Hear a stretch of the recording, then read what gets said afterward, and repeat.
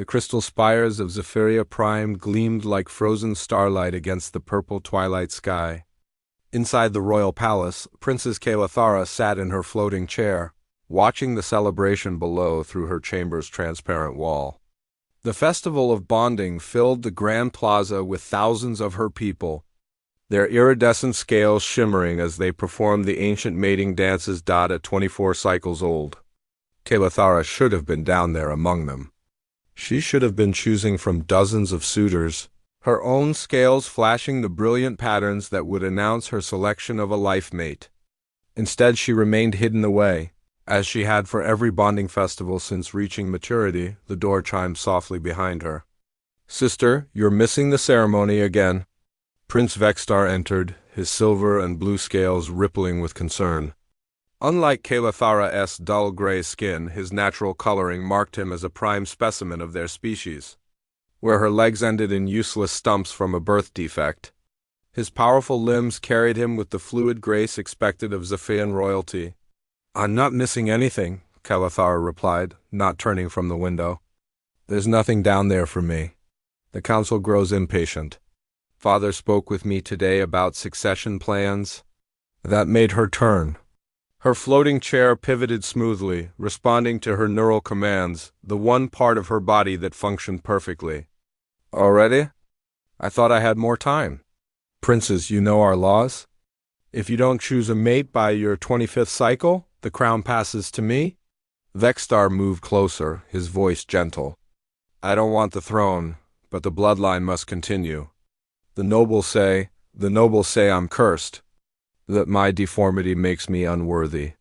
Kalathara's scales flickered with the faintest hint of angry red before fading back to gray. Even her emotional displays were muted compared to other Zephyrians. "They're not wrong. You're brilliant. You've revolutionized our agricultural systems, created new trade agreements that brought prosperity. None of that matters when I can't dance the bonding ritual. When potential mates see me and their scales dim with revulsion." She gestured toward the plaza. "Look at them, Vextar. Watch how they move together. I could never be part of that." The Zephyrian mating dance required both partners to spiral around each other in complex aerial maneuvers, their scales creating dazzling light shows that announced their compatibility to their entire community. For a species that had evolved to see such displays as the ultimate expression of fitness and genetic worthiness, Kalathara's condition made her virtually unmatchable. "Perhaps if we contacted other worlds, to find someone desperate enough to settle for a crippled princess?" Kalathara's chair moved toward the balcony. "Thank you, brother, but I'd rather maintain what dignity I have left." Below, the dance reached its crescendo. Hundreds of pairs spun through the air, their combined light show visible from orbit. Several matches were announced, young Zephyrians whose scales blazed with joy as they claimed each other before the crowd.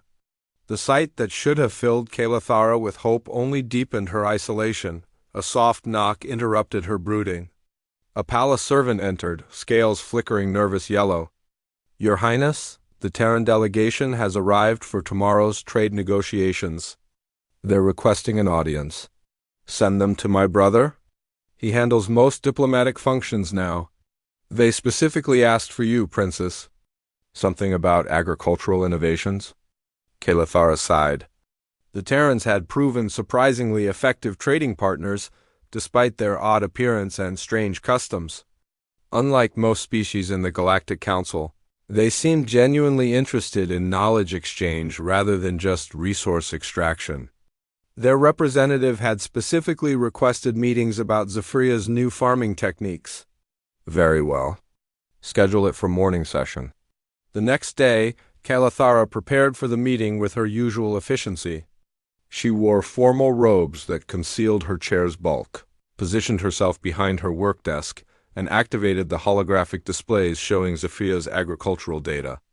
When the Terran delegation entered, she was ready to conduct business quickly and professionally. The humans filed in looking exactly as awkward as she'd expected. Their pale skin and bizarre hair colors always struck Zephyrians as rather pathetic, no natural armor. No scales, no ability to display emotions through color changes. They wore strange coverings that hid most of their bodies and walked on their hind legs with an ungainly gait that suggested they might topple over at any moment. "Princess Kalathara," the lead Terran said, offering one of their peculiar hand gestures. "I'm Ambassador Chun. Thank you for meeting with us." "Ambassador," she nodded politely. "I understand you're interested in our irrigation systems. Among other things." Chun gestured to his companion, a younger male with sandy brown hair and keen blue eyes. "This is Dr. Marcus Webb, our agricultural specialist. He's been studying your published papers on soil optimization." The human stepped forward, and something unexpected happened. His gaze didn't skip over her chair or focus politely on a point above her head as most visitors did. Instead, he looked directly at her with genuine interest. "Your Highness, your work on mineral cycling is extraordinary. The efficiency improvements you've achieved could revolutionize farming on dozens of worlds." His voice carried real enthusiasm. "If I may ask, how did you determine the optimal rotation periods for different soil types?" For the next hour, they discussed technical details with an intensity Kalathara hadn't experienced in years. Dr. Webb asked intelligent questions, offered insights from Terran farming methods, and seemed genuinely fascinated by the theoretical framework she'd developed. Unlike most beings who spoke with her, he never once seemed uncomfortable or distracted by her appearance. The quantum-level soil analysis must have taken enormous computational power, Webb said as their session wound down. "The processing requirements alone, I designed specialized algorithms to handle the calculations," Kalathara found herself explaining. "Traditional approaches were too slow for practical application. You designed them yourself? That's incredible. The mathematical complexity must be staggering." Something warm flickered in Kalathara's chest at his obvious admiration. When was the last time someone had praised her intellectual achievements without qualifying it with surprise that she could accomplish anything despite her condition? "Perhaps we could continue this discussion over a meal?" Ambassador Chun suggested.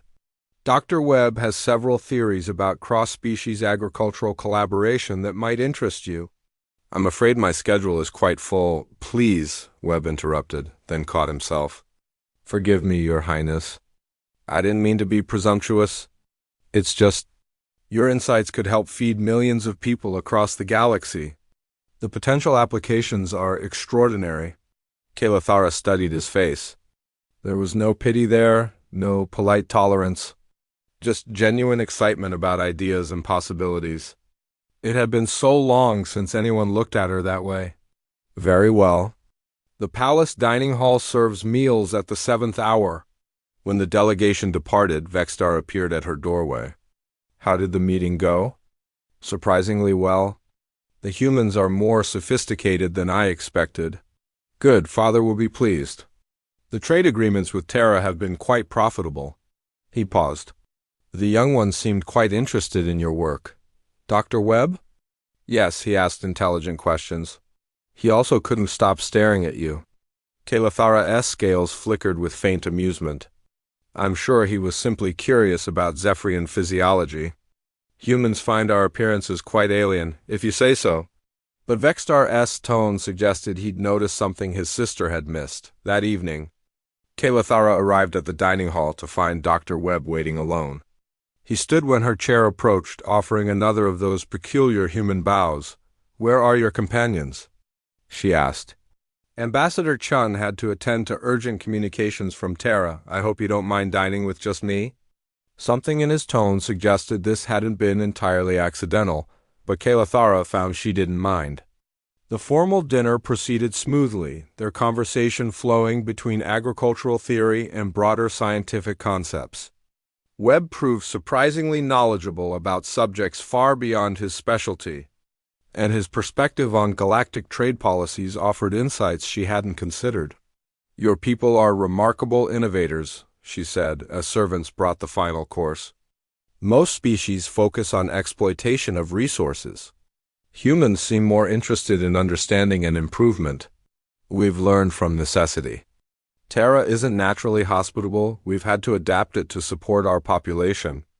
That teaches you to think creatively about problems. Yes, I can understand that. The words carried more weight than she'd intended. Webb set down his eating utensil and looked at her directly. Forgive me if this is too personal, Princess, but I've been wondering something. Her scales tensed slightly. Here it comes, she thought. The polite questions about her condition, the careful inquiries about her limitations. Your agricultural systems show incredible sophistication, but they're designed for efficiency rather than traditional beauty. Most royal projects I've seen prioritize appearance over function. You seem to approach problems differently. That wasn't what she'd expected. Yes, I find beauty in systems that work well rather than in superficial decoration. That's refreshing. Over the following weeks, what began as technical discussions evolved into something neither Kalathara nor Marcus had expected. Their meetings, initially scheduled for data exchange, stretched longer each day as they discovered shared fascinations that went far beyond. Agriculture. Marcus proved to be unlike any being Kalathara had ever encountered. He listened to her ideas without the polite patience most creatures showed royalty, instead engaging with genuine curiosity and offering perspectives she'd never considered. More remarkably, he seemed completely unaware that her disability should limit their interactions in any way. The mineral distribution patterns you've mapped could apply to terraforming projects? Marcus said during one of their sessions, leaning forward in his excitement. If we could adapt your algorithms for different planetary compositions? You're thinking too small, Kalathara interrupted, her scales finally beginning to show hints of color as enthusiasm overcame her usual restraint. Why limit this to terraforming? The same principles could optimize resource extraction on mining worlds, improve habitability assessments for new colonies, even predict ecological recovery timelines for damaged systems. Marcus's eyes lit up. Princes, this could change how we approach planetary development entirely. Their animated discussion was interrupted by a soft cough from the doorway. Prince Vextar stood watching them with an expression Kalathara couldn't quite read. Brother? Did you need something? Father requests your presence in the council chamber. The monthly progress reports are due. Of course. Kalathara turned back to Marcus. We'll continue this tomorrow? I look forward to it. Marcus stood as she prepared to leave, offering one of his respectful nods. Your Highness. As they moved down the corridor together, Vextar remained unusually quiet until they were well away from the human. Sister, may I speak freely? You always do. The Terran delegation was scheduled to depart 2 weeks ago. Yet Dr. Webb continues to find reasons to extend his stay. Kalathara's chair paused. The data exchange is more complex than initially anticipated. There are scientific protocols. Kalathara. Vextar's voice was gentle but firm. He's not here for the agricultural data anymore. A flush of heat ran through her scales before she could suppress it. Don't be ridiculous. We're conducting important research that apparently requires 6-hour daily sessions and private dinners. He's a colleague. We share intellectual interests. He's a male who spends every possible moment in your company and looks at you the way young. Zephyrians look at potential mates during bonding season. Vextar stopped walking. The question is, how do you look at him? Kalathara couldn't answer because she'd been trying not to examine that question too closely. The truth was that she found herself looking forward to their meetings with an eagerness that had nothing to do with scientific collaboration. Marcus treated her like she was brilliant and capable and worthy of respect, not despite her condition, but as though her condition was irrelevant to her worth as a person. It doesn't matter how I look at him, she said finally. The council would never approve a union with an alien, especially not from me. And even if they would, Marcus comes from a completely different species. The biological compatibility issues alone. Sister, when was the last time you were happy? Not content, not resigned, but actually happy. The question hit her with unexpected force. Kalathara realized that the answer was, every day for the past 3 weeks. During those long conversations when Marcus made her feel like the most fascinating person in the galaxy. The council meeting proved as tedious as expected. filled with reports on trade balances and diplomatic protocols. But Kalathara found her attention wandering to thoughts of tomorrow's discussion about atmospheric processors, and whether Marcus would bring up his theories about cross-species biological adaptation later that evening. She was reviewing technical documents when her chamber's communication system chimed.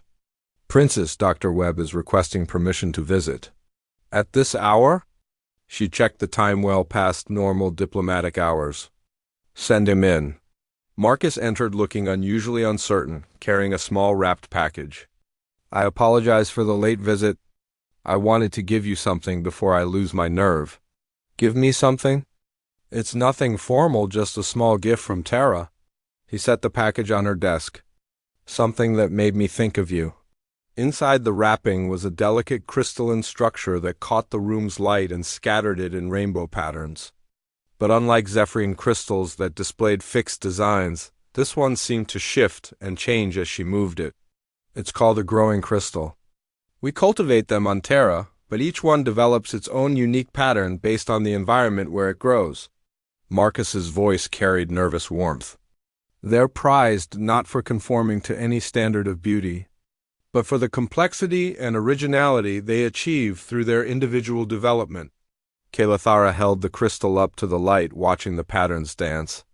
The metaphor wasn't subtle, but it was sincere, and no one had ever given her a gift that celebrated uniqueness rather than apologizing for it. Marcus. She began, then stopped. What could she say? That his kindness meant more to her than he could know? That their conversations had awakened feelings she'd thought would remain forever dormant? That the way he looked at her made her believe, for the first time, that she might actually be worthy of affection? "I know this is complicated," he said quietly. "Probably impossible, actually. But I needed you to know that these past weeks have been extraordinary for me. Getting to know you, seeing how your mind works, watching you solve problems that stump experts. Across the galaxy, it's been a privilege. The privilege has been mutual." The words felt inadequate for the warmth spreading through her chest. "Princess, may I ask you something personal?" She tensed slightly, preparing for questions about her limitations or her medical condition. "Do you ever think about leaving Zephyria? Seeing other worlds, working with scientists from different species?" "I know, I couldn't. My responsibilities here, what if you didn't have those responsibilities? What if you were free to choose your own path?" The question opened possibilities she'd never allowed herself to consider. Where would someone like me go? What would I do? Someone like you? Marcus moved closer, his expression intense. "Kalathara, you're one of the most brilliant minds I've ever encountered. Terra's Agricultural Council would welcome you as a senior researcher. The Andorian Science Institute has been looking for someone with your expertise in resource optimization. Half the colonies in the outer sectors would consider you a gift from the stars. But I can't, my condition. Your condition is irrelevant to your capabilities." Marcus's voice carried absolute conviction. "Any organization that couldn't see past your physical form to recognize your intellectual gifts would be too stupid to deserve you anyway." Kalathara stared at him, scales flickering with emotions she couldn't name. No one had ever spoken to her that way, as though her worth was unquestionable, as though the barriers she faced were problems to be solved rather than permanent limitations. "Why?" she whispered. "Why do you see me so differently than everyone else?" "Maybe because I come from a species that learned not to judge worth by physical perfection." Marcus sat down across from her, his expression serious. "Humans evolved in a hostile environment. We survived not because we were the strongest or fastest, but because we learned to value intelligence, creativity, cooperation, and compassion. We had to, or we would have died out long ago." "But surely you must have preferences, standards of beauty." "Of course we do. But we learn that true beauty comes from character, from the way a mind works, from how someone treats others." He smiled. "Besides, I think you're beautiful exactly as you are." The simple statement hit her like a physical blow. Beautiful. When was the last time anyone had used that word about her? "Marcus, A sharp chime from the communication system interrupted them. Princess, urgent message from the king. You're requested in the throne room immediately. Marcus stood quickly. I should go. But Kalathara, think about what I said. About the possibilities. After he left, Kalathara sat holding the crystal and trying to process the emotions swirling through her. For the first time in her life, she'd glimpsed a future that didn't revolve around royal duty or the limitations others placed on her. A future where she might be valued for who she was rather than pitied for who she was. The summons to the throne room proved ominous. King Nexaron sat rigidly on his ceremonial seat, flanked by the full council of nobles. Their scales displayed various shades of disapproval and concern. Daughter, it has come to our attention that you've been spending considerable time with the Terran delegation. Yes, father. We're collaborating on agricultural research. The research concluded weeks ago. Lord Vexoran, the council's eldest member, stepped forward. His scales flickered with disdain. Yet the human male continues to remain in our palace, consuming resources and monopolizing your attention. Dr. Webb is a respected scientist. His insights have been valuable. His insights are irrelevant. Another council member spoke up. What concerns us is the improper nature of these extended private meetings. Rumors are spreading throughout the palace staff. Kalathara felt cold dread settling in her stomach. What kind of rumors? Fa. The next morning brought an unexpected summons that changed everything. Marcus had requested a formal audience with King Nexaron.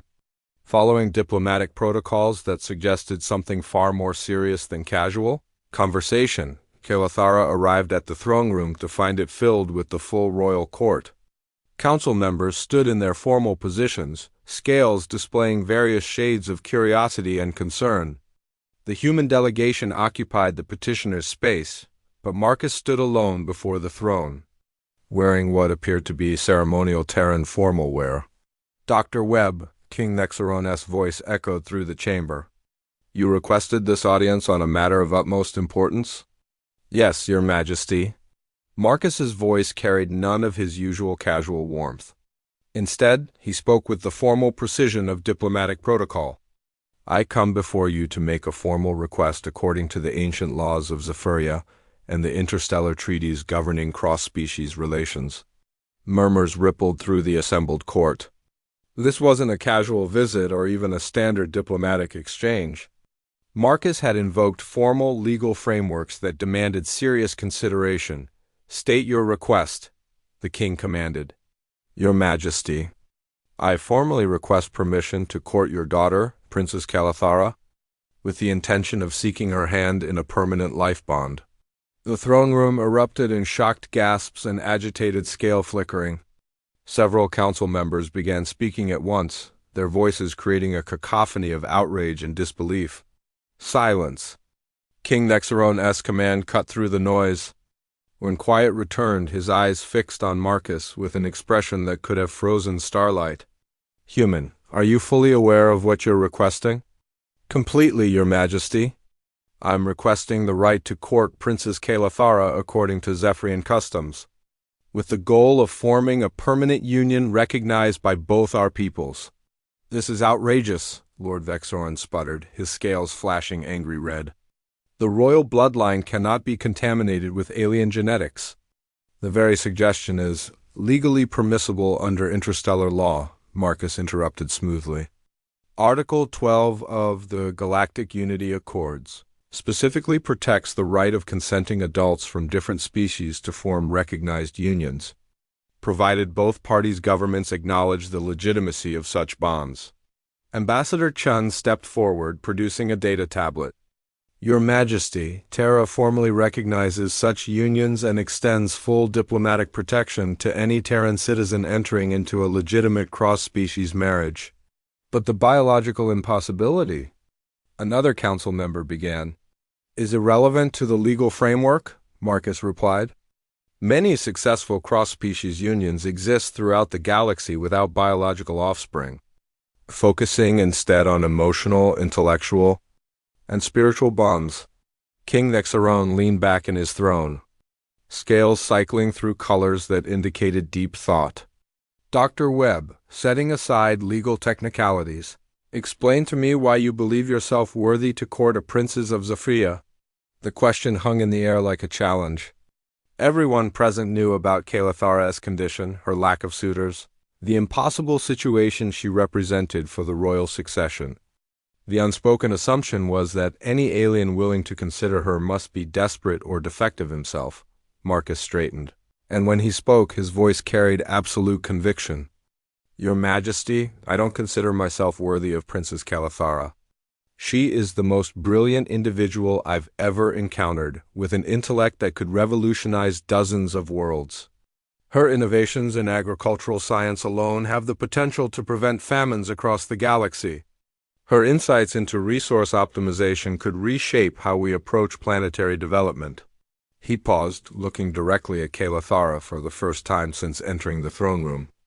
More than that, she possesses wisdom, kindness, and strength of character that humble me. Any being fortunate enough to earn her affection would be gaining something precious beyond measure. Yet you're aware of her condition? Lord Vexorn's tone dripped skepticism. You mean her physical disability? Marcus turned to face the council directly. Yes, I'm aware that Princess Kalathara uses mobility assistance due to a congenital condition. I fail to see how that's relevant to her worth as a person or a potential life partner. It prevents her from participating in our traditional mating rituals. Then perhaps the rituals need updating. Marcus's voice carried an edge of steel. On Terra, we've learned that true compatibility comes from shared values, intellectual connection, emotional resonance, and mutual respect. Physical ability to perform specific dances seems less important than the ability to build a life together. Impossible, another noble declared. The bonding dance is sacred, fundamental to our species' understanding of romantic connection. Without it, how would you demonstrate compatibility? Perhaps like this. Marcus moved to the center of the throne room, then did something unprecedented in Zephyrian royal history. He knelt on one knee, pulling out a small crystalline object, not Zephyrian crystal, but something that pulsed with its own internal light. Princess Kalathara, he said, his voice carrying to every corner of the suddenly silent chamber. I know I can't offer you the traditional courtship of your people. I can't dance in the air or flash colors to show my devotion, but I can offer you something else. He held up the crystal, and it began to glow brighter. This is a Terran bonding crystal, created specifically for you using minerals from Terra and techniques learned from studying your agricultural innovations. It will pulse with synchronized light whenever we're near each other, demonstrating our connection in a way that transcends species differences.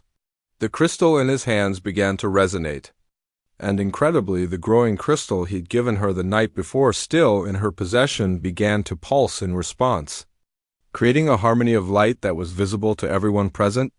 Princess Kalathara of Zephyria, Marcus continued, his eyes never leaving hers, will you accept my courtship? Will you let me prove that love doesn't require conformity to any single species' traditions, but can instead create something entirely new and beautiful? The throne room remained frozen in shocked silence. This wasn't how courtship worked in Zephyrian culture.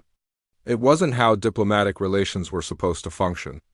It challenged every assumption about genetic superiority, royal bloodlines, and species compatibility, but as the two crystals continued their synchronized pulsing, something extraordinary happened. Kalathara's scales, which had remained gray and muted her entire adult life, began to show color.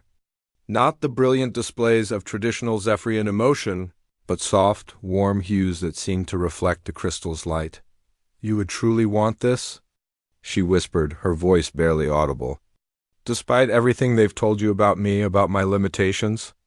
Kalathara, Marcus said, rising to approach her chair.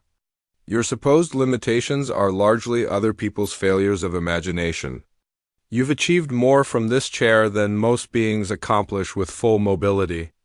Your mind is extraordinary, your heart is generous, and your spirit is unbreakable. If you'll have me, I would consider myself the most fortunate being in the galaxy. But the succession, let me worry about the succession, a new voice interrupted. Prince Vextar stepped forward, scales flickering with determination. Sister, you've spent your entire life sacrificing your happiness for duty. Perhaps it's time duty served you instead. Vestar, father, may I speak? At the king's nod, Vextar moved to stand beside Marcus. This union could be the most advantageous alliance in our planet's history. Dr. Webb represents Terra's Agricultural Council, a position of enormous influence. Princess Kalathara's innovations combined with Terran resources could create prosperity beyond our current imagination. Furthermore, he continued, addressing the council, any offspring from this union, whether biological, adopted, or chosen heirs, would carry the genetic diversity that has made Terra one of the most successful species in the galaxy. We wouldn't be diluting our bloodline. We'd be strengthening it. The legal precedent would be complex, Lord Vexoran began. The legal precedent would be progressive, Ambassador Chun interjected. Terra would consider such a union a powerful symbol of interspecies cooperation. Our trade agreements would undoubtedly become even more favorable. King Vexoran looked around the room, taking in the crystalline light display, his daughter's unprecedented emotional responses, and the political calculations being offered by both species. This is highly irregular, he said finally. Yes, Marcus agreed. Love usually is. The king studied him for a long moment. Dr. Webb, if we were to permit this courtship, how would you address the practical challenges? The cultural differences, the biological incompatibilities, the diplomatic complexities? One day at a time, Your Majesty, with patience, creativity, and commitment. The same way any worthwhile partnership develops. Marcus glanced back at Kalathara. I'm not offering a perfect solution to every challenge. I'm offering genuine love, absolute devotion, and a willingness to build something new together. And if the courtship proves unsuccessful? If the differences prove insurmountable? Then I'll accept that outcome with grace and continue to consider Princess Kalathara one of the most remarkable beings I've ever had the privilege to know. Kalathara finally spoke, her voice stronger than before. Father, I